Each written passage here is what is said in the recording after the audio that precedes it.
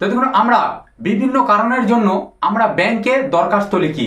সেই দরখাস্ত লেখার বিভিন্ন রকম নিয়ম রয়েছে।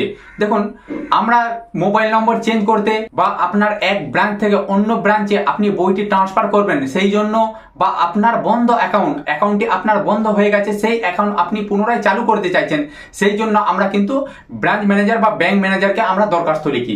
সেই দরখাস্ত লেখার সঠিক নিয়ম আপনারা কিভাবে লিখবেন, দেখুন আজকে আমি লাইভে গিয়ে দেখিয়ে দেবো যে কিভাবে আপনারা দরখাস্তটি লিখবেন। চলুন আজকে আমি আপনাদেরকে জানিয়ে দেবো যে কিভাবে আপনারা দরখাস্তটি লিখবেন। দেখুন, প্রথমে ব্যাংক ম্যানেজারের কাছে দরখাস্ত লেখার নিয়ম। দেখুন, ব্যাংক ম্যানেজারকে দরখাস্ত লেখার জন্য কয়েকটি নির্দেশিকা অনুসরণ করতে হয়।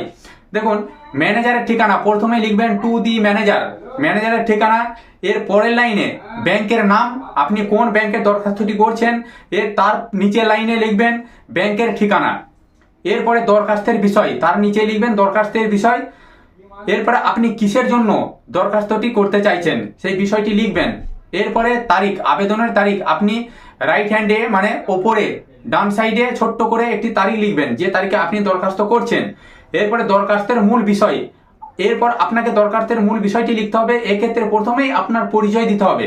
আপনি আপনার পরিচয় দেবেন, ব্যাংকের নাম, অ্যাকাউন্ট, আপনার ঠিকানা সহ সমস্ত তথ্য দিতে হবে। এরপর আপনার কি সমস্যা হয়েছে সেটি জানাতে হবে। এরপর প্যারাগ্রাফ চেঞ্জ করে ব্যাংক ম্যানেজার কিভাবে আপনার সমস্যার সমাধান করতে পারে সেটির জন্য আবেদন করতে হবে। এরপরে মোবাইল নাম্বার, মূল বিষয় লেখা শেষ হওয়ার পর আবেদনের বাম পাশে নিচের দিকে অবশ্যই আপনি আপনার মোবাইল নাম্বারটা দেবেন।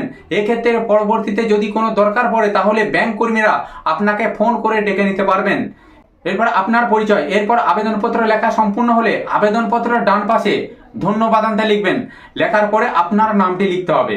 দেখুন, চিঠিটি কিভাবে লিখবেন আমি পরিষ্কার আপনাদেরকে দেখিয়ে দিচ্ছি। দেখুন, to the manager, HDFC bank, একটা অ্যাড্রেস দিয়ে দেবেন। দেখুন আমি দিয়ে দিচ্ছি, এটা আপনাদেরকে বোঝানোর জন্য, রায়পুর বাঁকুড়া। দেখুন ওপরে ডেট লিখবেন, আপনি যে ডেটে দরখাস্ত করছেন। দেখুন বিষয়, বন্ধ অ্যাকাউন্ট পুনরায় চালু করার জন্য আবেদন। এরপরে আপনার অন্যান্য প্রবলেমও হতে পারে।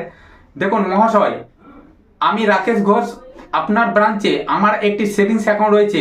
আমার অ্যাকাউন্ট নম্বর হলো এত, বিগত 1 বছর বা তার বেশি সময় ধরে আমার এই অ্যাকাউন্টে কোনো লেনদেন হয়নি। আমার অসুস্থতার কারণে সেই জন্য আমার অ্যাকাউন্ট বন্ধ হয়ে গিয়েছে।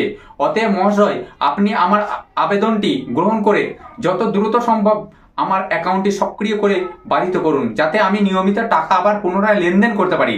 দেখুন এরপরে নিচে ফোন নম্বরটি দেবেন, তারপরে ধন্যবাদ যেটা আপনার নাম সেই নামটি দিয়ে দেবেন। তো সম্মানিত দর্শক, কিন্তু যদি ভিডিওটিকে আপনাদের ভালো লেগে থাকে চ্যানেলটিকে অবশ্যই সাবস্ক্রাইব করে দেবেন, কারণ প্রত্যেকটা মুহূর্ত প্রত্যেকটা সময় এই ধরনের নিত্য নতুন ভিডিও আমি আপনাদের কাছে পৌঁছে দেবো।